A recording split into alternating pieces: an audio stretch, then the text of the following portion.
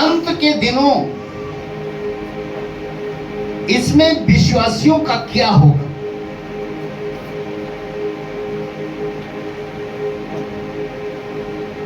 परमेश्वर के पवित्र वचन के अनुसार जो आज का समय चल रहा है, ये अंत के समय का एक शुरुआती दौर है।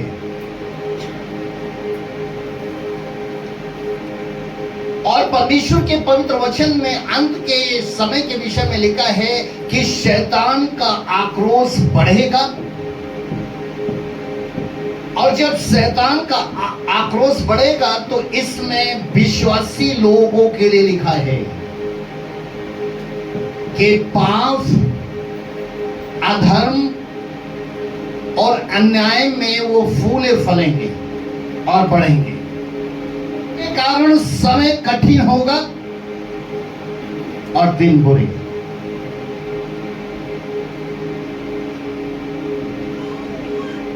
वो जब जी रहे होंगे तो समय इतना कठिन होगा, दिन इतने बुरे होंगे कि जी रहे होंगे तो मौत को मांग रहे होंगे, लेकिन मौत नहीं आ रही।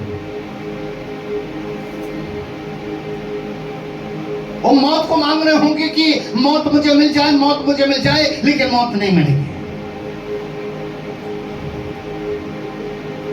प्रभु यीशु मसीह ने भी अंत के दिनों में,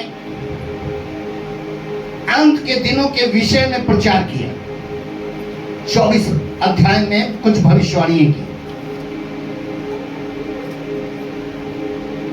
कि विश्वासी लोग भी विश्वास से बहक जाएंगे।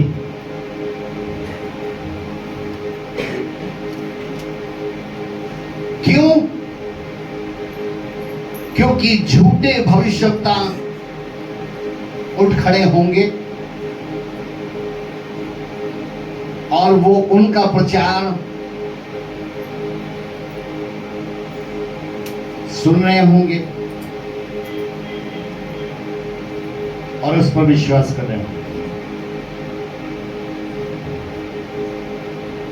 हम देखते हैं, शुरुआत करते हैं। हबक्कूक नबी की किताब 1 अध्याय और 13 पद। इसमें लिखा है, तेरी आंखें ऐसे शुद्ध हैं कि तू बुराई को देख ही नहीं सकता। एक नबी परमेश्वर के पास जाकर उसकी बढ़ाई करते हुए लोगों के प्रति शिकायत कर रहा है। और शिकायत क्या कर रहा है? तेरी आंखें ऐसी शुद्ध हैं कि तू बुराई को देख ही नहीं सकता और उत्पात को देखकर चुप नहीं रह सकता। आगे वो ये कह रहा है, फिर तू विश्वासघातियों को क्यों देखता रहता है और जब दुष्ट निर्दोष को निकल जाता है तब तू क्यों चुप रहता है? ये हबक्कूक किन निर्दोष लोगों की बात कर रहा था? और परमेश्वर को शिकायत कर रहा था। ये शिकायत जो थी वो यहूदा के लोग जो इजरायली थे उनके प्रति थी, क्योंकि यहूदा के जितने भी लोग थे वो परमेश्वर के प्रति अविश्वास और उसके विरोधी हो गए थे। अब हबक्कूक ने जब देखा था कि ये इस्राएली वही इस्राएली हैं जिनका परमेश्वर ने अंत अच्छा होने के लिए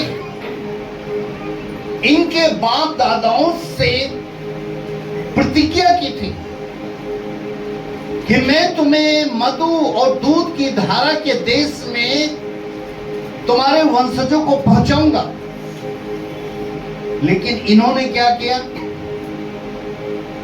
कि ये परमेश्वर के प्रति अविश्वास और विरोधी हो गए। ये परमेश्वर के प्रति कैसे अविश्वासी और विरोधी हुए? जिससे आप में बहुत तेरे ऐसे होंगे, हो सकता है सारे ऐसे लोग हों जो ये कहते हैं हम परमेश्वर पर विश्वास करते हैं। सारे बोले हम परमेश्वर पर विश्वास करते हैं। एक बार और बोले।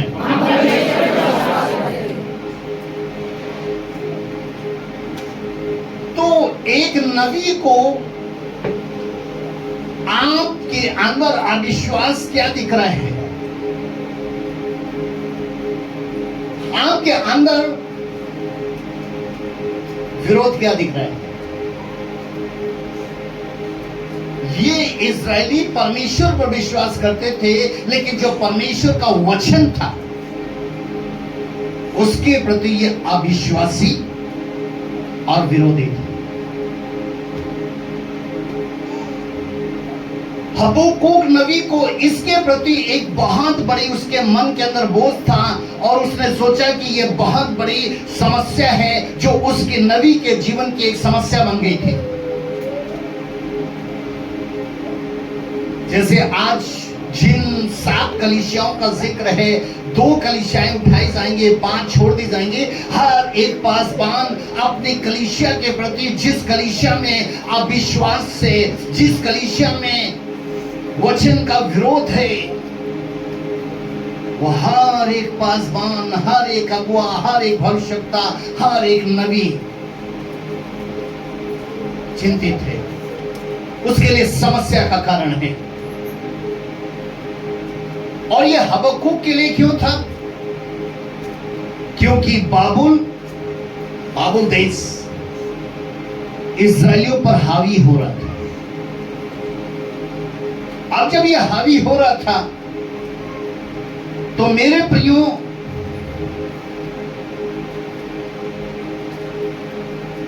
ये लोग जो थे, ये लोगों ने सोचा कि भाई हम तो, हमारा अंत अच्छा है, हमें तो परमेश्वर अंत के दिनों में, समय कैसा भी क्यों ना हो, दिन कैसा भी क्यों ना हो, परमेश्वर हमें संभाले। लेकिन लिखा है हबक्कूक की निगाह में इस्राएली निर्दोष थे और बाबुल दोषी था। और खुदा के कलाम के मुताबिक इसीलिए एक नबी जो था वो अपने मन के अंदर इस बोझ को लिए हुए, इस समस्या को लिए हुए परमेश्वर के पास जाकर वो परमेश्वर की इच्छा जानना चाहता है कि अब तो हमें बता तेरी इच्छा क्या है। कि ऐसे में जब लोग तेरी सहायता मांग रहे हैं, गुहार कर रहे हैं, तब तो क्या करें? जैसे परदादा जब वो श्रापित रोगों में घिरे तो भवनों में चक्कर लगाना शुरू कर दिए। बड़े बड़े हीलर, बड़े बड़े चंगाई देने वाले भविष्यवक्ताओं को ढूंढने लगे कि किसकी सभा में जाएं और चंगे हो सके।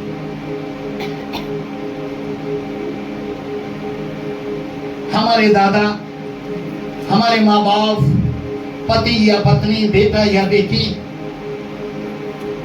उन्होंने भी यही किया कि परमेश्वर पर विश्वास करते रहे, लेकिन वचन पर विश्वास नहीं किया, उसके प्रति अविश्वासी रहे और उसके प्रति हमेशा विरोध करते रहे। ये वचन मेरे लिए थोड़ी है, ये वचन में जो लिखा वो मेरे लिए थोड़ी है। यहां पर खुदा का कलाम बताता है कि एक नबी जिसका नाम हबक्कूक है, वो परमेश्वर से जानना चाह रहा है कि जब लोग तुझसे सहायता मांगेंगे ऐसे वक्त में, कि कहलाएंगे तो तेरे मसीही, विश्वासी, लेकिन वो तो श्रापित रोगों में जकड़ जाएंगे।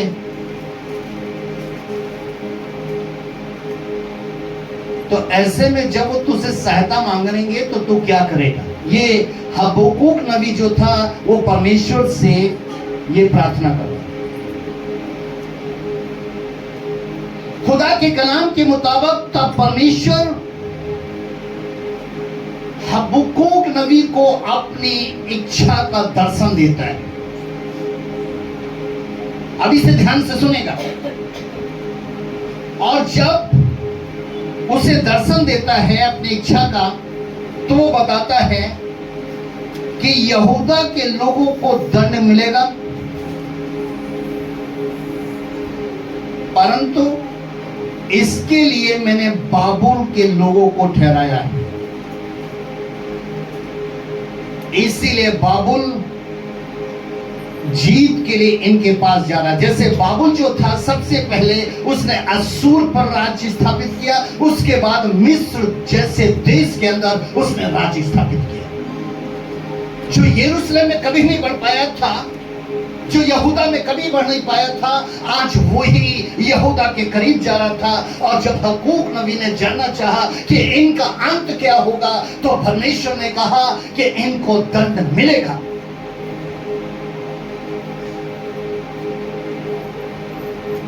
किसी चिपकर में मत रहना। खास करके वो जो बुजुर्ग है ना, जो बड़ी बड़ी बातें करते हैं,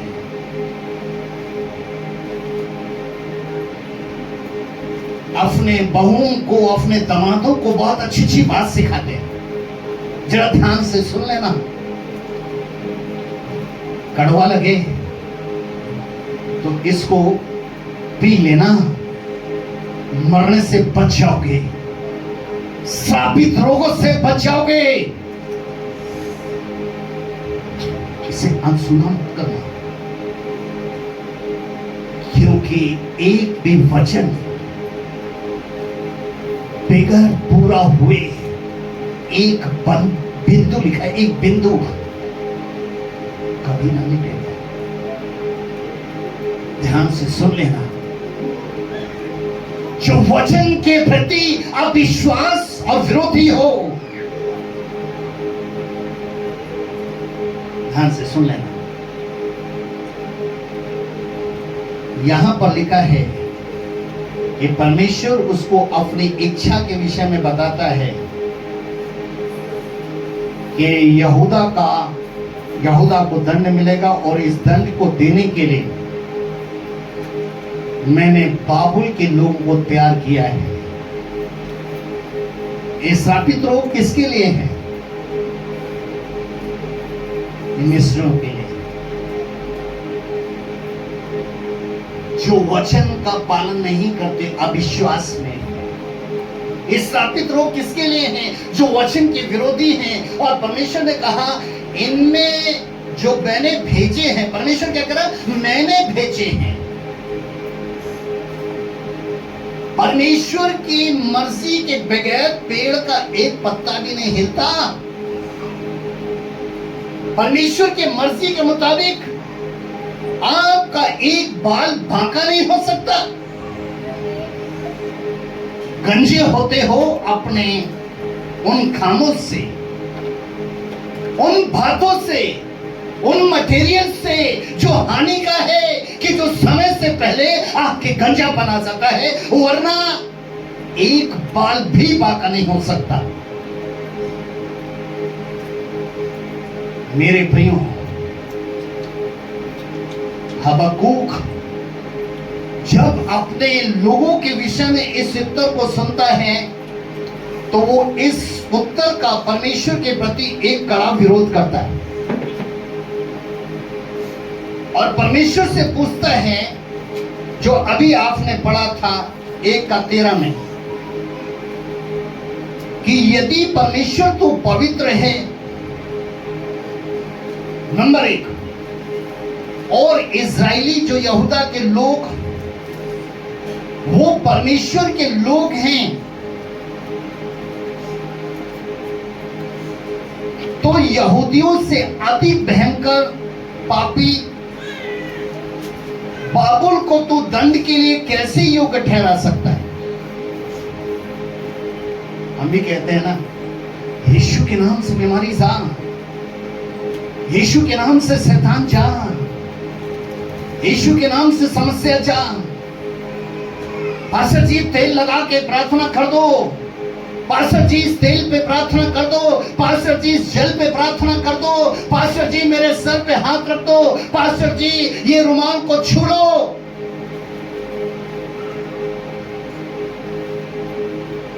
हबक्कूक परमेश्वर के आंसर को सुनकर खंडन करता है और परमेश्वर से कहता है कि जब तू पवित्र है और यहूदा के लोग जो तेरे लोग कहलाते हैं उनसे ज्यादा तो पापी बाबुल है, तो तू कैसे उन्हें दंड के लिए इस्तेमाल कर सकता है? इस बात का उत्तर पाने तक वो इंतजार करता है और कुछ समय पश्चात परमेश्वर हबक्कूक को उत्तर देता है कि हबक्कूक, मैं अपनी बात के माने जाने से प्रसन्न होता हूं। हबक्कूक से कहता है कि चाहे बाबुल के लोग हों या यहूदा के लोग हों, इन दोनों की जो दुष्टता का परिणाम है उनकी पराजय से निकलेगा। जो हार जाएगा, जो रोगी श्रापों में हार जाए, जो रोगी बीमारियों में हार जाए, विजय हासिल ना करे, इसका मतलब परमेश्वर उससे बहुत क्रोध करता है। क्योंकि परमेश्वर की निगाह में चाहे बाबुल के लोग हों या यहूदा के लोग हों, वो बराबर हैं। इसलिए मेरे प्रियो, परमेश्वर ने कहा कि इन दोनों में जो धर्मी होगा उससे भयभीत होने की जरूरत नहीं। क्यों? आप पढ़िए कि जो धर्मी होंगे उन्हें भयभीत होने की जरूरत नहीं। क्यों? चाहे सामने मौत आ जाए, चाहे आंख का कुंड आ जाए, चाहे श्रापित रोग आ जाए, लेकिन भयभीत नहीं होना। कौन? अब सुनिए परमेश्वर किसके लिए कह रहा। हबक्कूक नबी 2 अध्याय उसकी 3 और 4 आयत पढ़िए।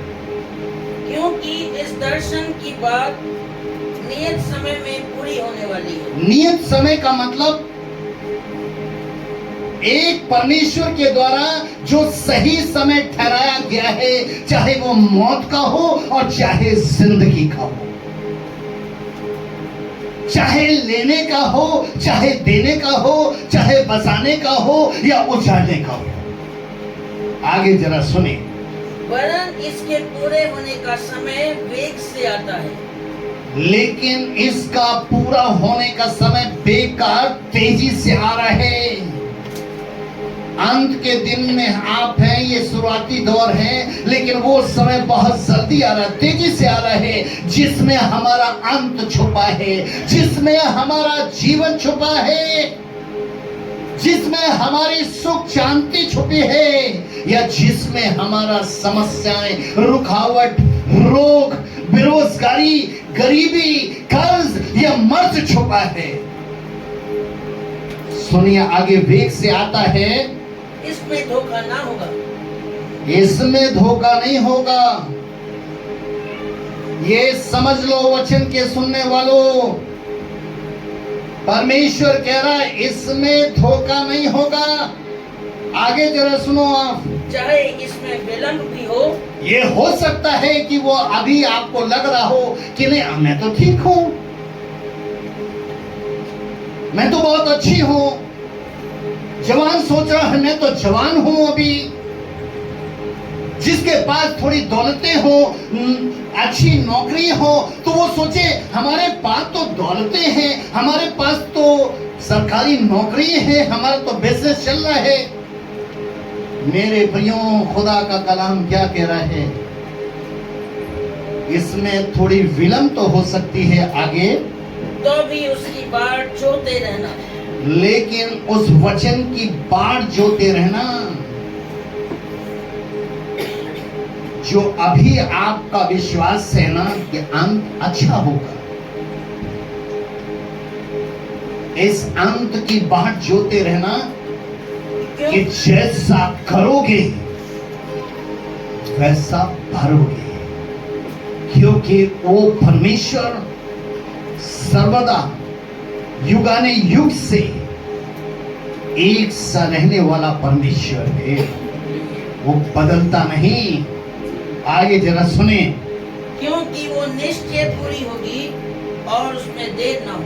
क्योंकि अंत विश्वासियों के अंदर उसके फल के अनुसार परमेश्वर कह रहा है कि जैसे उसने इस पृथ्वी पर मेरे वचन के प्रति किया होगा, अवश्य वैसा ही उसके जीवन के अंदर होगा। और आगे लिखा हुआ है, जरा चौथी आयत तो पढ़िए। देख, उसका मन फूला हुआ है, उसका मन सीधा नहीं है, परंतु धर्मी अपने विश्वास के द्वारा जीवित रहेगा। मन किसका फूलता है? टेढ़ा कौन चलता है? जब उसे सच्चाई की बात बताई जाए कि देखो ये जो आप शौक कर रहे हो ये बुरा है, वो भूल जाएगा, वो टेढ़ा हो जाएगा। परमेश्वर कह रहा है कि देख, उसका मन फूला हुआ है, उसका मन सीधा नहीं है, लेकिन फिर भी मैं कहता हूं कि सिर्फ धर्मी अपने विश्वास के कारण जीवित रहेगा। Hallelujah, hallelujah. इसलिए मेरे प्रियो, अब हबक्कूक जान चुका था कि अंत में जितने भी वचन के सुनने वाले लोग हैं, जिन्होंने वचन के प्रति अविश्वास और विरोध नहीं किया होगा, और जिन्होंने परमेश्वर के वचन को ना मानकर अविश्वास और विरोध किया होगा, परमेश्वर उन्हें दंड के योग्य ठहराएगा, क्योंकि अधर्म बढ़ेगा और लोगों का प्रेम ठंडा होगा। किसके प्रति? वचन के प्रति, विश्वास के प्रति, आशा के प्रति, साहस के प्रति, आत्मा और सच्चाई के प्रति, क्षमा, उद्धार, आनंद, जीवन के प्रति। परमेश्वर के वचन में लिखा है कि धर्मी जन अपने विश्वास से जीवित रहेगा। और इसी बात की पौलुस ने अंत के दिनों में अपनी कलीसियाओं के अंदर, चाहे वो रोम की कलीसिया हो, चाहे वो गलातियों की कलीसिया हो, उसको अंत के विषय में विश्वासियों के लिए क्या सिखाया। रोमियो की पत्री 1:17 में सिखाता है कि धर्मी जन विश्वास से जीवित रहेगा। गलातियों 3:11 में सिखाता है कि धर्मी जन विश्वास से जीवित रहेगा। और इब्रानियों 10:38 में सिखाता है कि धर्मी जन विश्वास से जीवित रहेगा। वो अंत के दिनों में अपनी कलीसिया को समझा रहा था और सिखा रहा था। प्रभु यीशु मसीह ने भी अपने ऊपर विश्वास करने वालों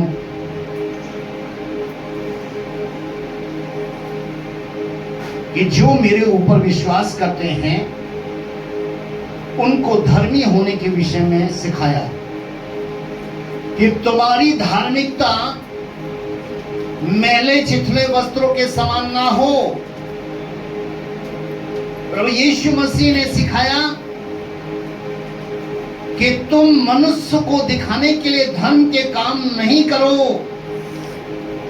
वरना अपने स्वर्गीय पिता से कुछ भी फल ना पाओगे अंत के दिनों में। ये मनुष्य को दिखाने के लिए ये धर्मी मत बनो।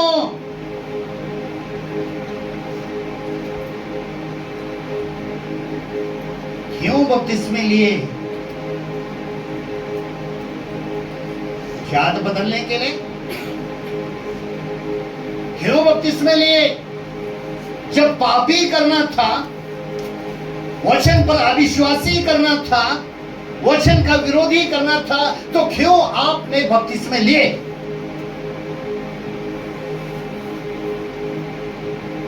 प्रभु यीशु मसीह जो सिखा रहे थे कि अंत के दिनों में धर्मी के काम मैले चिथड़ों के समान बढ़ रहे होंगे। जैसे लोग परमेश्वर पर तो विश्वास रखेंगे लेकिन वचन पर विश्वास नहीं रखेंगे। भवन आने की बात हो, किसी ने तो महीने में एक बार चुना है, किसी ने 2 बार, या घर में वचन पढ़ने की बात हो, या घर में प्रार्थना करने की बात हो, या घर में उपवास रखने की बात हो, वो सब कुछ घरों में करते रहते, घरों में करते रहते। ये क्या है? ये मैले चित्रों के समान धार्मिकताएं हैं। ये मैले चित्रों के समान धार्मिकताएं हैं। मेरे भाइयों, 1 यूहन्ना 2:29 में लिखा है, यदि तुम जानते हो कि वो धर्मी यानी परमेश्वर धर्मी है, तो ये भी जानते हो कि जो कोई धर्म के काम करता है वो परमेश्वर से जन्मा है। अगर परमेश्वर धर्मी है तो हम धर्मी जब भी बनेंगे जब हम परमेश्वर से जन्मेंगे। जो कोई परमेश्वर से जन्मा है वही वचन का पालन करता है और जीवन भर परमेश्वर उसे आशीषित व चंगा रखता है। वो अंत की परवाह नहीं करता, क्योंकि दाऊद अपने अंत के, अपने शुरुआत और अंत के विषय में वो क्या गवाही देता है? भजन 37:25 में कि मैं लड़कपन से लेकर बुढ़ापे तक देखता आया हूं, परंतु ना तो कभी धर्मी को त्यागा हुआ और ना उसके वंश को टुकड़े मांगते देखा है। किसको? धर्मी को।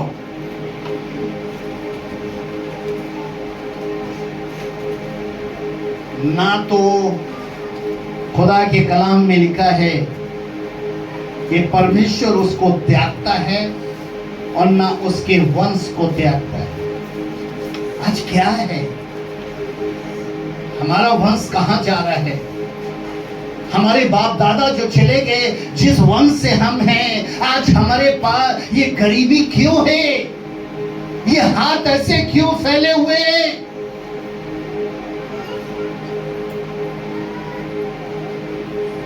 सोचो आप, इस चीज को जानो आप। परमेश्वर कभी भी किसी धर्मी को नहीं त्यागता। कितनी बड़ी मुश्किल आ जाए, परेशानी आ जाए, उसमें से वो निकालता है। और उसका वंशज कभी टुकड़े नहीं मांगता है कि मेरी मदद करो, मेरी मदद करो। जैसे जब दाऊद का बेटा सुलेमान है तो वो क्या गवाही देता है? धर्मी को यहोवा भूखों मरने नहीं देता। नीति वचन 10:3 में परंतु दुष्टों की अभिलाषा पूरी नहीं होने देता। एक धर्मी भूखा नहीं मरेगा।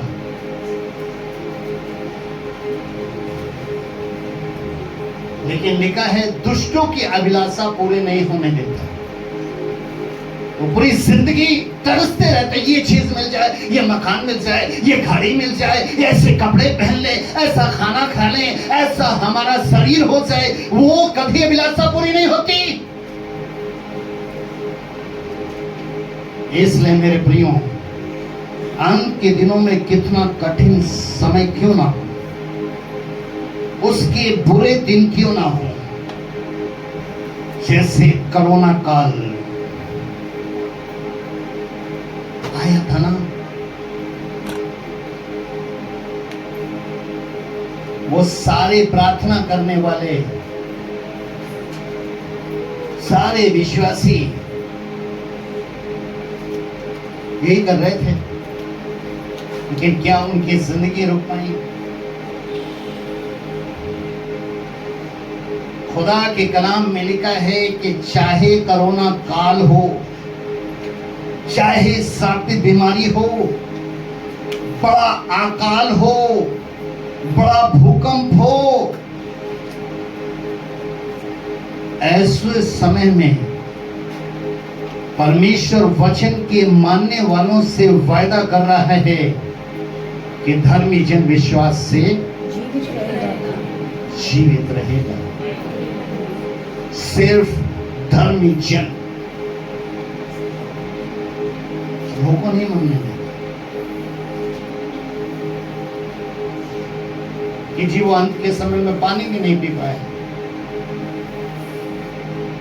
उनकी ये इच्छा थी, वो ये कार्य कर जाते, वो नहीं कर पाए।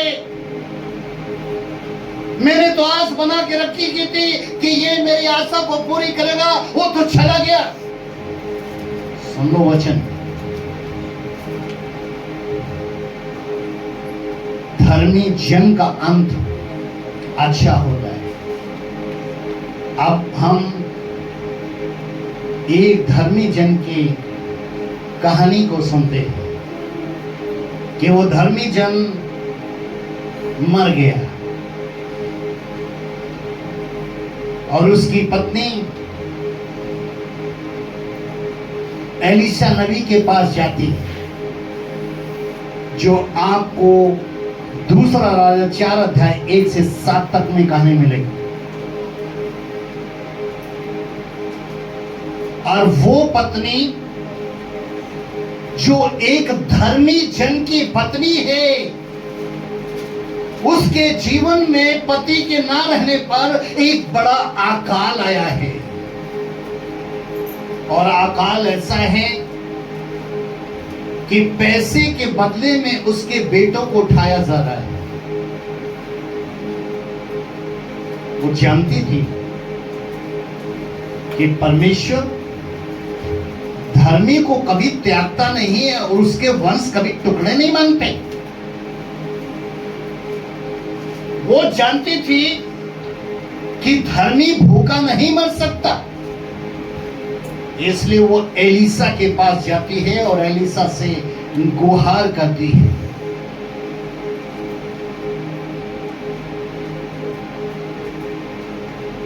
कि तू नबी है और मेरा पति जो तेरा दास था वो अब नहीं है, लेकिन कर्ज ना चुकाने के कारण कुछ लोग हमारे घर में आकर हमारे बेटों को उठाना चाहते हैं। ये कहां का जिक्र है मेरे प्रियो?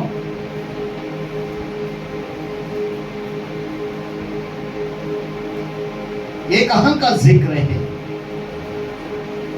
ये बेतेल का है, एरियो का है या गिलगाल का है?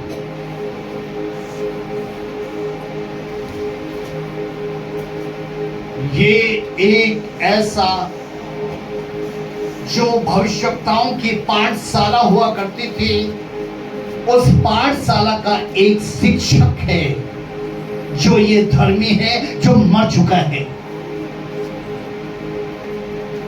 एलिशा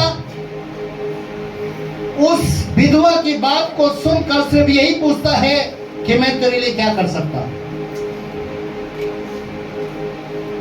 वो कहती है मुझे तेरी सहायता की जरूरत है, मेरी तू सहायता कर।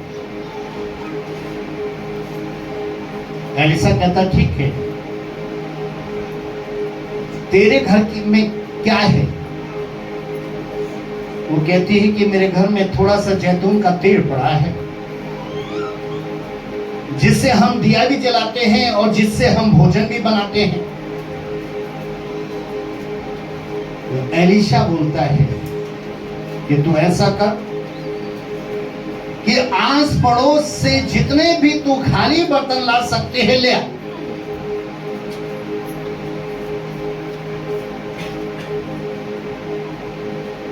और उसमें तो तेल डालती जाएगी और वो भरता जाएगा, भरता जाएगा, भरता जाएगा, भरता जाएगा। और जब वो भर जाए तो उसे अलग कर देना, फिर और बर्तन ले आना, उसे भर देना, उसे अलग कर देना, फिर और ले आना, उसे भर देना, अलग कर देना। और इन तेलों को बेचकर जो धन तेरे पास आएगा वो इतना आएगा कि तू कर्ज भी देगी और जीवन भर जब तक तू और तेरा वंशज जीवित रहेंगे तो टुकड़े नहीं होंगे।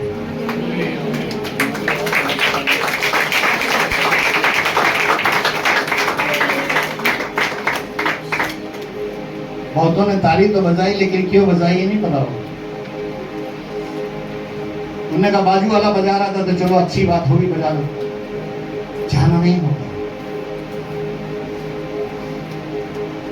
जब खोपड़ी इधर उधर चलती है, बीच में उठ उठ करके बाहर जाते हैं, ये विश्वासियों की एक अच्छी पहचान नहीं होती। वचन पालन करने वालों की अच्छी गवाही नहीं होती हैं। जब हम परमेश्वर की ओर ताकते हैं तो हमारे अंदर एक आस होती है, लगन होती है। उस समय नजर नहीं आता कि मुझे क्या हो रहा है। उस समय सिर्फ वो परमेश्वर की ओर निहारते रहते हैं। आप जानते हैं कि ये बर्तन जो भर रहे थे, इसके प्रति एक वचन दिया गया था। तालियां तो बजाई, बहुत अच्छा लगा। लेकिन इस बात से दुख हुआ कि क्यों बजाई ये नहीं जानते। एक वचन दिया था एलिशा ने, एक उस विधवा की विश्वास को परखने के लिए कि क्या वाकई में इसके अंदर धार्मिकता है कि नहीं है। हम कहते हैं ना, आश्चर्य कर नहीं हो रहे, आश्चर्य कर नहीं हो रहे, आश्चर्य कर नहीं हो रहे, आश्चर्य कर नहीं हो रहे। पास्टरों की प्रार्थनाएं नहीं लग रही, पास्टरों की प्रार्थनाएं नहीं लग रही। मेरे प्रियो, एक अगुआ, उसको परमेश्वर जो वरदान देता है वो ये वरदान देता है कि पृथ्वी पर बांधोगे तो मैं आसमान पर बांधूंगा।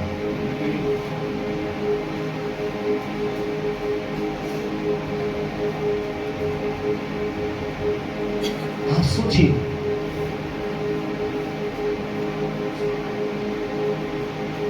मूसा इस्राएलियों को समुद्र से बाहर ला सकता है। दानियल शेरों की मांस से बाहर आ सकता है। लाजर कब्र से बाहर आ सकता, लेकिन हम क्यों बाहर नहीं आ पाते?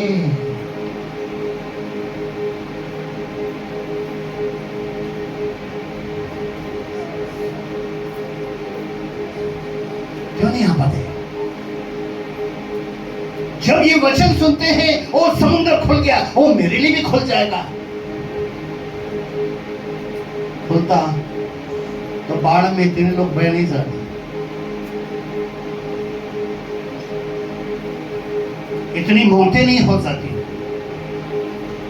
सबने पुकारा होगा, सबने गुहार की होगी, सबने आवाजें लगाई होंगी। ध्यान से सुने, आश्चर्य काम किनके साथ होता है? आपके साथ भी हो सकता है, आपके साथ भी हो सकता है, एक छोटे बच्चे के साथ भी हो सकता है, बड़ों के साथ भी हो सकता है, सबके साथ हो सकता है। लेकिन ध्यान दें, एलीशा ने जो कहा था वो ये कहा था कि ध्यान रहे कि मैं तुझसे कह रहा हूं कि तू बाहर जा, जितने बर्तन चाहे ला सकती है, जितने बार चाहे तू जा सकती है, लेकिन एक बात याद रखना कि जो मैं आश्चर्य काम तेरे लिए करने को जा रहा हूं, कोई इससे दूसरा ना देखे, इसलिए तू दरवाजा बंद करके अंदर रखना। क्योंकि जब तू दरवाजा बंद करके अंदर खाली बर्तन लाएगी और जब दरवाजा बंद होगा और उस खाली बर्तन में तेल डालेगी तभी ये भरेगा।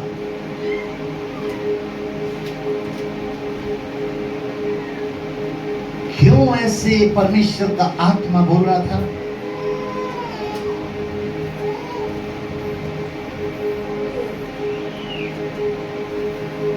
क्यों?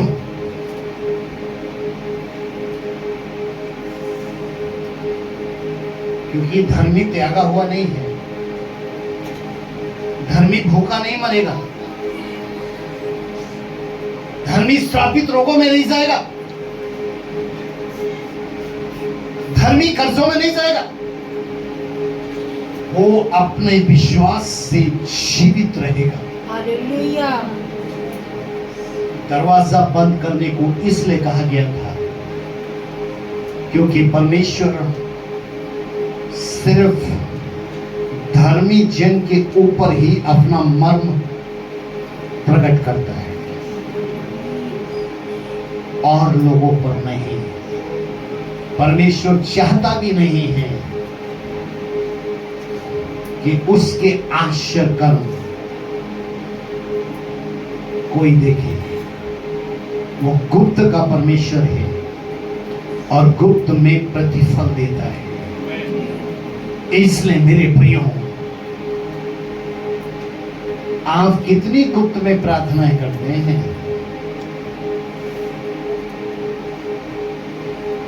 बहुत से तो ऐसे होंगे कि वो शुक्रवार को आ गए तो यही प्रार्थना अगर जो करी मैंने इधर बोली गई तो कर ली, संडे को अगर प्रार्थना कर ली हो तो ठीक हो, नहीं तो खड़े होते हैं, बैठते हैं, जाते हैं, आते हैं, वो बड़ की प्रार्थनाएं करते हैं। कभी वचन की ओर नहीं जाते कि मैं वचन का तो पालन करता ही नहीं हूं।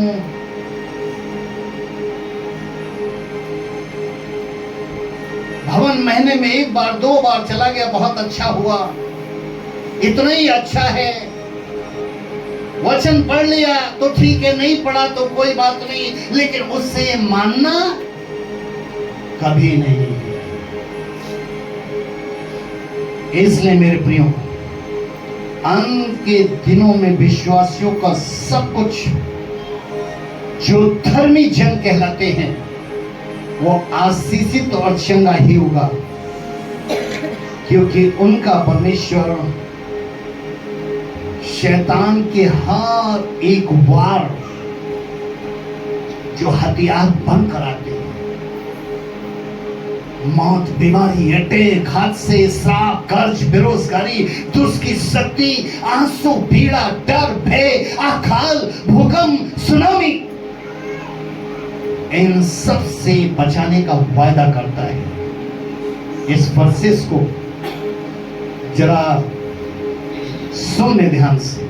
यशायाह की पुस्तक 54 अध्याय और उसका 17 पद, कोई भी इसको जरा ऊंची आवाज से पढ़ दो, जरा सुन लीजिए। जितने हथियार तेरी हानि के लिए बनाए जाएं, उनमें से कोई सफल ना होगा। नंबर 1।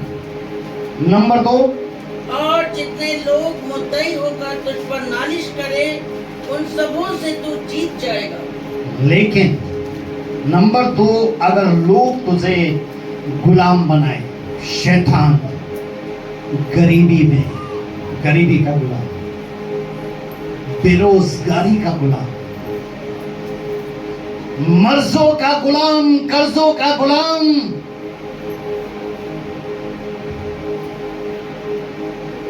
लेकिन ये जीत जाएंगे। कौन लोग, जरा आगे सुने। यहोवा के दासों का यही भाग होगा और वो मेरे ही कारण धर्मी ठहरेंगे। यहोवा की यही वाणी है। यहोवा की ये वाणी है कि यहोवा के दासों का जो भाग है वो सफलता का है। जिन्हें परमेश्वर धर्मी ठहराता है। नूह अगर धर्मी नहीं होता तो जिस दुनिया में हम और आप रह रहे हैं ये नहीं होते। इसलिए हमारा अंत कैसा होगा ये आप बेखूबी जान चुके हैं कि जिनको शौक है अंत के दिनों में श्रापित रोगों में मरने का,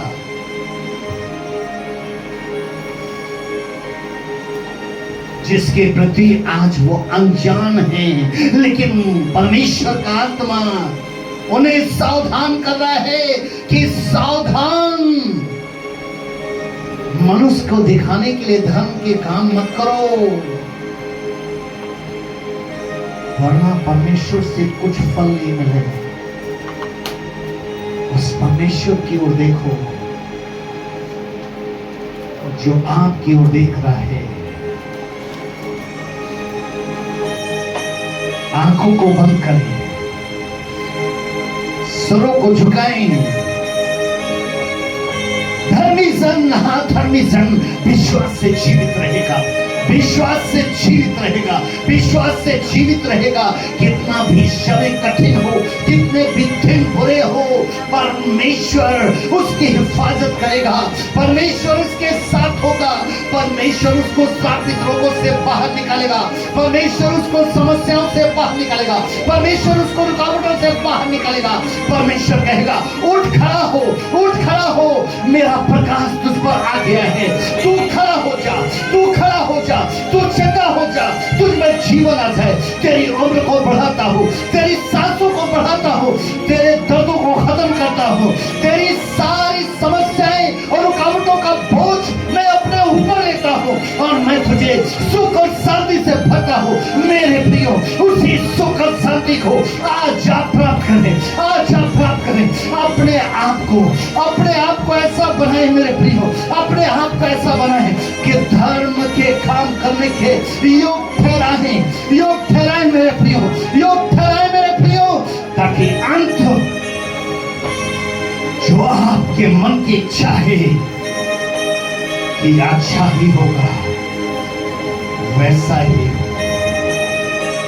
सारे लोग अपने स्थान पे खड़े हों।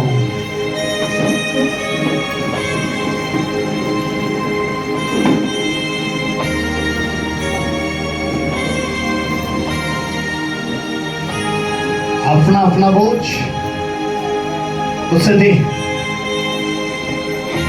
दोनों हाथों को उठाएं।